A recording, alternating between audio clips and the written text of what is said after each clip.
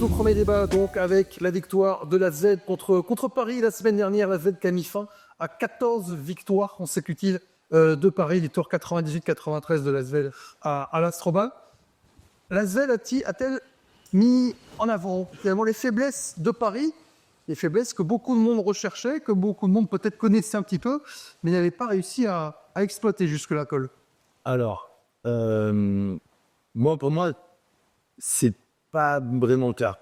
Pour moi, il y a plusieurs choses. C'est que je trouve que l'Asvel, en termes de match-up, c'est une match-up parfaite contre Paris. On voit l'année dernière déjà, Paris a eu beaucoup de mal de les battre en demi-finale de championnat, alors que l'Asvel était quand même un peu moins, avait une équipe moins bien construite sur le papier. Aujourd'hui, je trouve qu'elle est beaucoup mieux construite. Et voilà, je trouve qu'en termes de match-up, ça correspond. En tout cas, c'est une équipe parfaite, ou en tout cas qui peut poser beaucoup de problèmes à Paris. Tu vois, l'image je pense qu'on peut en parler du match de cette semaine avec Le Mans, qui a battu Paris aussi en championnat. Le Mans, c'est très physique, très athlétique, très dense, qui joue le table aujourd'hui. Et je pense que c'est pour ça aussi que Paris a eu du mal. J'ai pas vu le match, c'est vraiment sous conditionnel ce que je dis. Mais je trouve, en tout cas, pour le match de la Z, voilà, avec en plus un Thomas Ledon fantastique qui marche sur l'eau en ce moment en Euroleague, je trouve que tout ça fait que ils ont de quoi répondre contre Paris, et je pense pas que ça ait mis les faiblesses, parce que je ne suis pas sûr que toutes les équipes soient capables de jouer comme Mazela. Théo Malédon, 22 points, 7 passes, 5 ronds et 30 dévals dans cette victoire contre Paris. Messieurs, c'est peut-être l'intensité. Paul n'est pas convaincu sur l'intitulé de la question. Ce qui est beaucoup revenu, c'est l'intensité finalement qu'a mis l'Asvel pour battre Paris, prendre Paris à son propre jeu, Nicolas. Oui. Est-ce que finalement Paris n'a pas révélé les qualités aussi de l'Asvel sur ce match? On a entendu Pierre Coupé dire qu'il s'était concentré sur les autres joueurs, que les deux petits lutins fous sont TJ Shorts et Nadir Rifi. Ça a payé, même si on a vu un énorme TJ Shorts. Voilà, il a fait des choix. Domination aussi dans un secteur particulier qui est le rebond, ce qui empêche le jeu rapide de Paris. Là-dessus, ils ont bien tenu. Après, l'écart n'est pas si important et que ça s'est joué dans le money time. On a eu une qualité d'intensité, d'énergie avec des joueurs comme Mbaye Ndiaye qui a apporté Moupou. Voilà, ils ont maîtrisé le money time, chose que Paris a réussi à faire. Il y a eu quelques alertes sur les précédents matchs en Euroleague. C'est cette victoire Olympiakos où ils mènent de 20. Ils perdent de 1 point et finalement ils s'imposent. Même en championnat contre je sais plus contre qui c'était le dernier match. Monaco. Là. Oui, ça s'est passé de justesse. Voilà, c'est la semaine des comebacks pour Paris. Ils ont pris à son Olympiakos, ils l'ont fait contre Monaco. Pas plus inquiet que ça pour Paris dans le jeu. Mais je pense que voilà, Paris a aussi un manque d'énergie sans doute sur cette petite période. Olympiakos, Monaco, AZ, pas cadeau. Qui couvre l'Euroleague, mais pour l'instant, ça n'avait pas l'air de les embêter plus que ça, pourtant, l'enchaînement de série. Est-ce que finalement, on n'est pas sur les faiblesses auxquelles on s'attendait? C'est-à-dire qu'on a un jeu intérieur qui n'est pas exceptionnel, côté Paris Basketball. Tu parlais d'Mbaye Ndiaye, il a fait un énorme match à l'intérieur. On a du jeu rapide qui ont été mis en place par Le Mans avec beaucoup d'intensité et bien entendu par l'Asvel en Euroleague. Mais finalement, est-ce que c'est une surprise tout ça? C'est-à-dire qu'on sait que Shorts, je crois qu'il fait je ne sais plus combien d'évals, 40. C'est 41 d'évals, 29 points, 8 passes. Ce qu'il a vérifié, c'est 20 points. Effectivement, derrière, pour trouver des statistiques. Ok, Pierre Coupé a fait un choix. Il a fait un choix de dire, bon allez, on laisse ces deux mecs-là jouer, ils font ce qu'ils veulent, et après on boucle tout le reste. Mais est-ce que finalement, une fois que tu n'as plus Shorts et Ifi, est-ce que finalement Paris ne redevient pas une équipe un peu normale? Normale n'est peut-être pas le bon terme, mais normale. Et donc, ouais, moins forte, exactement. Et finalement, donc, est-ce qu'on ne revient pas à ce qu'on attendait de Paris? C'est-à-dire que, ok, ils font un début incroyable. Ils sont là-haut et c'est exceptionnel.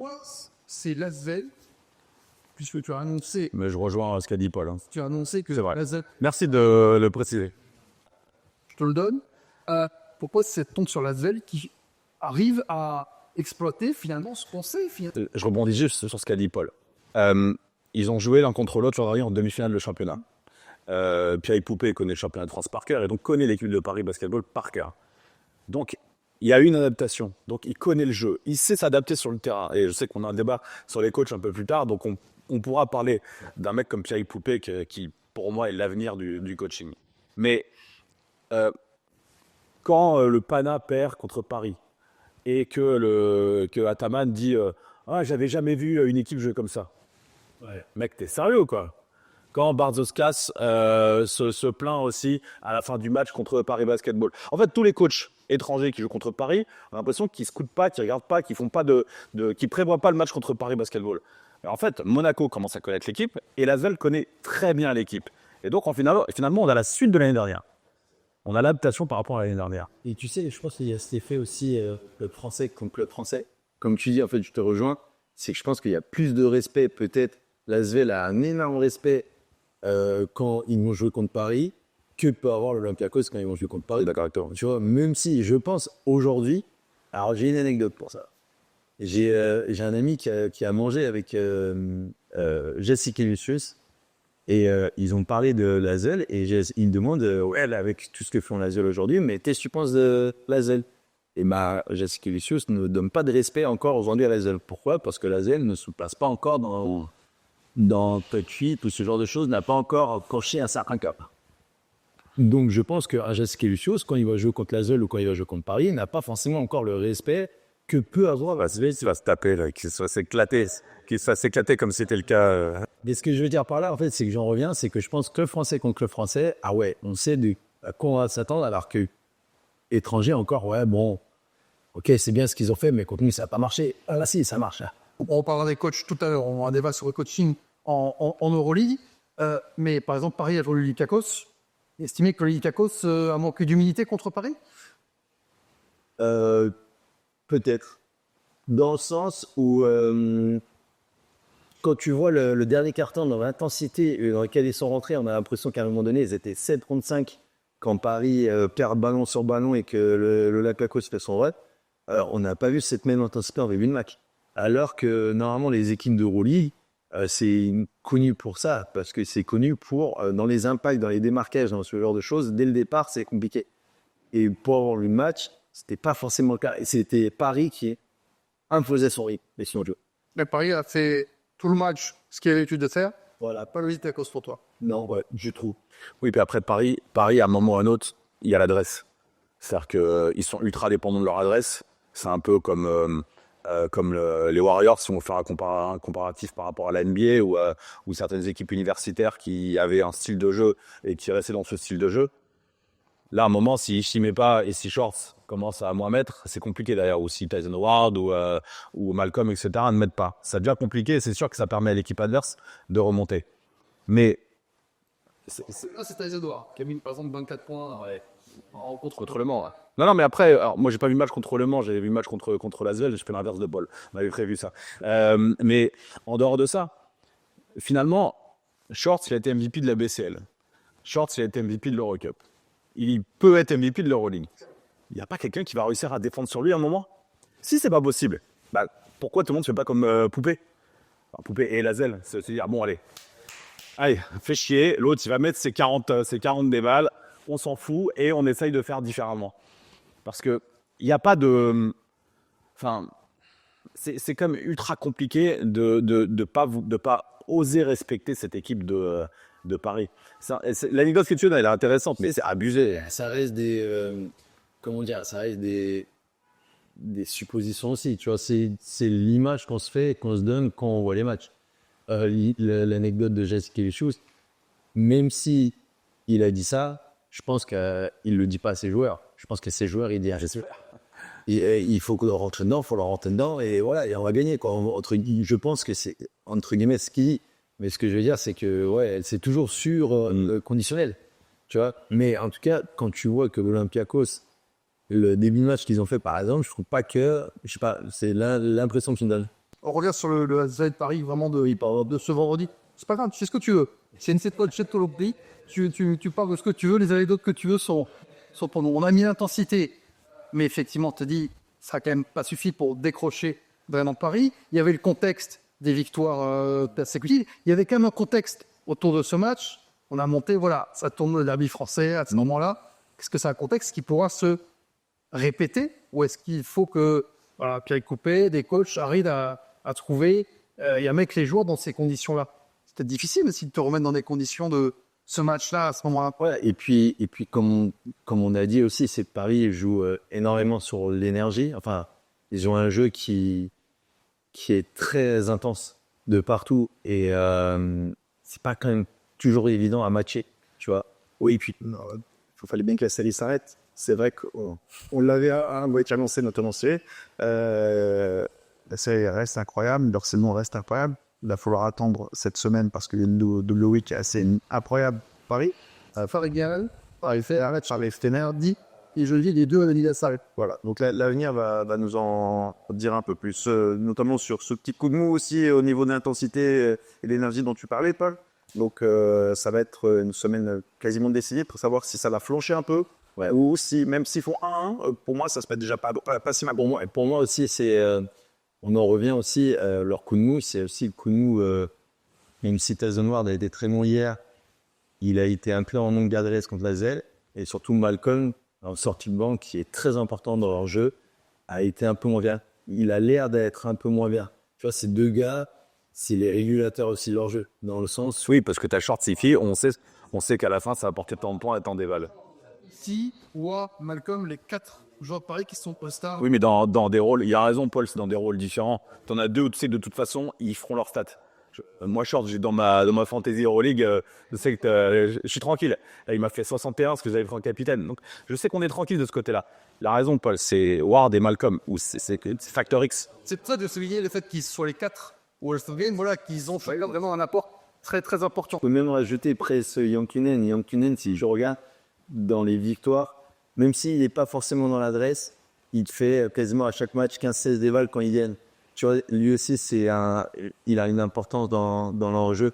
Alors, on peut toujours se poser la question, alors, il fallait bien que la série s'arrête, est-ce que c'est que du fait de la ZL, ou est-ce que aussi, des fois, avec NHL, le basket, c'est pas linéaire, hein, On a l'impression qu'avec Paris, ça a été linéaire. Sur les 2 dernières saisons, c'est pour ça. Tu vois, l'image de l'Olympiakos, la pièce a bien tourné de leur côté, et là, peut-être que la pièce a mal tourné parce qu'ils ont raté un ou deux, je sais pas. Tu vois, on va avoir, du coup, cette finale. C'est Cheikh qui parlait du secteur intérieur tout à l'heure, qui est censé être la faiblesse. Est-ce que il manque on a Ace qui assure le coup pas mal en Euroleague. C'est vrai que derrière Kratzer et Kessen sont. Ah, mais hey, c'est pas. Enfin, excuse-moi, il a joué un an à la ZEL, si je ne dis pas de bêtises.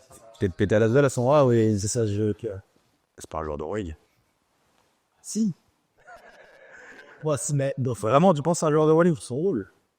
Ah, dans son rôle, ok, d'accord. Alors, dans un 5 majeur Euroleague, pardon. À Paris, il est parfait. À Paris, il est diapason de TJ Shirts. Voilà. Il est au diapason de TJ Shirts.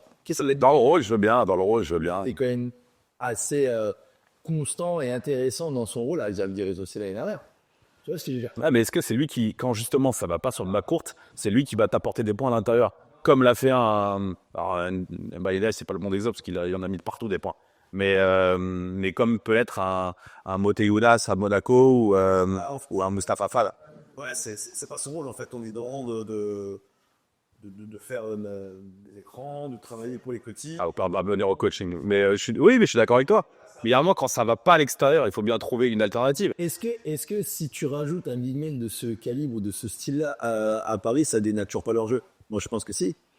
Parce que leur jeu, c'est... Ça dépend quel big man de Paris. Un big man, ça veut dire, en général, c'est des big men un peu lourds. Je parle d'un mec qui court. Boss. Ouais, un gars qui court. Alors, dans ces cas-là, il leur faudrait un Tyreek Jones tu vois, dans ce style-là. Et là, vraiment, Commencez par dire, c'est pas le même prix, non? Ouais, ça, c'est sûr. Oui, un problème, c'est que Paris, ils vont pas mettre 2 millions dans un mec, ça c'est sûr et certain. Mais tu vois, par exemple, parce que tu dis, ok, toi, tu parles surtout offensivement, on est d'accord. Non, oui, parce que défensivement, il fait le taf. Offensivement, on dit tout le monde est unanime pour dire que le secteur intérieur de Paris, c'est entre guillemets leur faiblesse. Mais t'as pas. Regarde, Geoffrey Lever, il a encore été très fort hier avec Le Mans. Il est très bon en Euroleague depuis le début de saison. Il n'a pas vraiment existé contre Paris. Parce qu'en fait, ils ont un tel système défensif que, en fait, de prendre la balle, big man. En défense, il y a Les tunnels, c'est un pari. Enfin, tu vois, est-ce que dans ces cas-là, tu as besoin de. Moi, je pense que dans leur jeu, qui serait contre-produit. Donc pour toi, il n'y a pas de faiblesse à Paris. Parce que c'était la question pourrie de Fred à la base sur laquelle tu n'étais pas d'accord. Pour moi, la faiblesse, c'est l'énergie. C'est que ça veut dire dans le sens où c'est le régulateur. Et la faiblesse, ce qui est leur plus grande force, c'est TJ Short. Si TJ Short demain, il est moins dedans, Alors, justement, C'est pas de laisser TJ Shorts faire 29 points et... mais je joue pas beaucoup, Shorts. Je joue pas beaucoup. S'il se blesse, c'est plus dans le sens. Ah, mais alors, si Shorts se blesse, ok. T'as Ishii qui est dans un rôle différent, mais t'as C'est beau, hein, parce que c'est pas Non, mais bon, ça. moi non plus, et pour ma fantaisie non plus. Mais qu'est-ce que tu fais? C'est-à-dire, tu es Thiago Splitter. T'as Shorts qui se blesse. Ouais. Qu'est-ce que tu mets en place pour trouver des alternatives dans ton jeu, en sachant que c'est peut-être justement là le jeu intérieur qui a peut-être t'amené des choses différentes. Non, je pense qu'il faut rester sur ta ligne de conduite quand même en espérant, quand tu as un joueur, c'est un peu l'idée quand tu es joueur et que tu as ton joueur majeur qui se blesse. Tu es rarement défaitiste dans ces cas-là. Tu sais, tu es rarement dire, c'est bon, impossible qu'on gagne.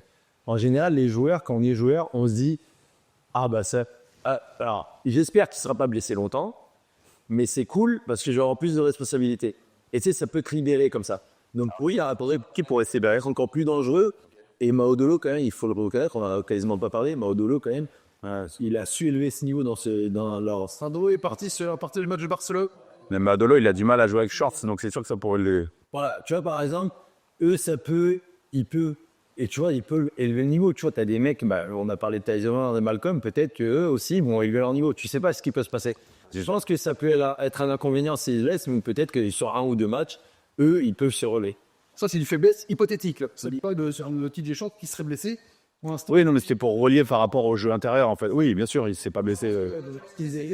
Pour moi, dans leur style de jeu, ça reste mon avis. Et si tu veux passer le step du dessus, je sais plus toi, notre fois Nico qui disait que dès son arrivée, David Kahn, son but c'était, il avait dit on veut gagner l'Euroleague. Si tu veux gagner l'Euroleague, à un moment, il va te battre face à des vrais big men à l'intérieur. Je suis d'accord. Mais pour ça, ils sont premiers de l'Euroleague, tu vois ou pas? C'est toujours vie. 100% d'accord avec ça. Hein. En fait, Je suis pas sûr qu'ils finissent premier, mais je suis d'accord. En fait, c'est ça qui est dingue avec cette équipe, c'est que je pense que tout le monde est assez unanime pour dire oui, mais tu vois ce que je veux dire? mais Monaco, tu vas dire oui, mais aussi. Hein. Encore plus. Et le Real, tu veux dire mais oui, tu veux le mettre dans l'autre sens tellement c'est nul, mais Plus avec Paris. Tu vois ce que je veux dire? Paris, je trouve que tout le monde est là et dire personne n'y croyait vraiment, je pense, en Eurocup l'année dernière. Ou en. Après, tu vois ce que je veux dire? En fait, c'est la saison parce que sur les crédits en enquête, ils ont quand même.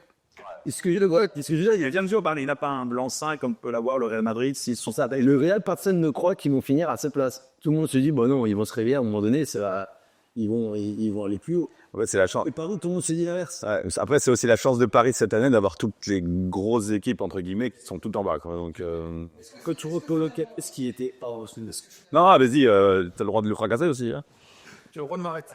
Est-ce que finalement, la ZEL n'a pas montré les faiblesses des autres équipes vis-à-vis de Paris? Tu parlais de la faiblesse de Qui, Paris ou Lasvel? La ZEL a montré la faiblesse d'approche des matchs des autres équipes contre C'est une bonne question, peut-être. Hein, peut-être. J'ai pas. En vrai, avec cette équipe, c'est très dur de donner des vraies réponses parce qu'à chaque fois, ils nous surprennent et à chaque fois, ils vont plus haut. C'est ça qui est. T'as joué contre eux cette année déjà? Combien? Merci. Ah, merci, ouais. Et puis on n'a pas. Ah oui, c'est vrai. C'était. Par contre, l'année dernière, tu vois, on est les seuls à les avoir battus à moins qu'ils fassent leur 21 victoires. Et on les avait battus pourquoi? Parce que on avait fait leur tag, là, tu sais, ce qu'ils appellent le tag, d'aller très très fort au rebond off pour limiter leur jeu rapide. Et on avait réussi à les battre parce qu'on avait pris 20 rebonds offensifs contre eux. Et en fait, donc, D'accord, donc c'est une clé. Et Lasvel, ils font combien là? La ZEL, ils font 14 rebonds offensifs, mais C'est beaucoup. Hein. ils font 14 rebonds offensifs. La ZEL qui a donné un rebond 38 à 31 au global. quand tu as une équipe comme Paris qui court beaucoup, 14, c'est la limite, forcément. Donc, voilà. Mais en fait, c'est avec eux, pour moi, où est-ce qu'ils vont s'arrêter, quoi. C'est l'interrogation. Et puis, s'ils arrivent à aller plus loin, ça va révolutionner le basket moderne. Et je reviens sur la question de base de Fred, parce qu'on s'est posé la question il y a 2-3 semaines, et donc je te pose la question par rapport à Lasvel. Que je sais qu'à la base, tu voulais parler de Lasvel aussi. Un petit peu, mais bon, ouais, parce que vas-y, ouais, avec plaisir. Et qui est donc un club dans lequel t'as eu un rôle important. On n'était pas trop d'accord, top 10 ou pas top 10, on va dire clean. Est-ce que, parce que malgré tout, moi je trouve, et je suis d'accord avec toi, je trouve que l'équipe elle est mieux construite que l'année dernière, mieux coachée, pas photo. Si tu regardes sur le début de saison, globalement, ils sont dans Il y a des défaites de peu. Il y a de la défaite à Olympiakos qui était vraiment à l'arrache. Il y a la défaite à l'Alba, c'est mal. Mais sinon, il serait. Et il y a un mauvais carton contre quoi? Le dernier, c'est le Maccabi, c'est... Il a donné 100 minutes et il a catastrophique au match. C'est le Maccabi, ça. Alors qu'ils étaient devant largement. Bon, après, ça reste des défaites malgré tout à la fin. Mais est-ce que pour toi, ils peuvent remonter vers ces lignes? J'ai du mal à y croire. Je pense qu'ils vont faire une bonne saison, ils vont bien figurer, mais j'ai du mal à y croire parce que notamment en plus, quand tu vois que le Partizan il commence à être sur une série de victoires, quand tu vois que Milan a réussi, là, il bombarde. Zalgiris, ça n'a pas l'air de, tu vois, ça a pas l'air d'être un coup de moins bien. Je pense qu'ils vont faire comme ça plus loin. On a parlé du Real, on se dit tous que le Real va remonter. Les Fesses qui sont dans ce truc, ils ont récupéré Larkin, donc ils vont regagner la fin. J'espère pour eux, je leur souhaite, parce que ça serait mérité, au vu de comment ils travaillent cette saison, de l'équipe, avec beaucoup de Français, Nitsako, Théo Malédon, qui sont leur tête d'affiche, avec des Nando et des Geoffrey, voilà. Mais j'ai du mal à y croire. Le match à l'extérieur pour la ZED cette semaine, Ouais. aux Partisans donc, et aux Žalgiris. On aura peut-être une réponse aussi, comme parler. On en parlait effectivement. Moi, j'y croyais au début de saison à Spain. J'y crois toujours. Non, J'ai envie d'y croire aussi, mais je pense que ça y joue. Et on verra ça dans les prochaines semaines. Effectivement, il y aura peut-être des premiers éléments de réponse.